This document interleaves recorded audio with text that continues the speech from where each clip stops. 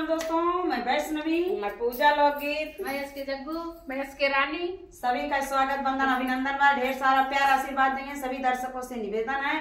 और इसके जग्गू आज बहुत बढ़िया नाच दिखावे चलती हैं। एक बहुत बढ़िया चुटकुला नाच गीत पे कैसे लगा कमेंट में जरूर बताइए। हाय। अरे रुआ जाई का नहीं हो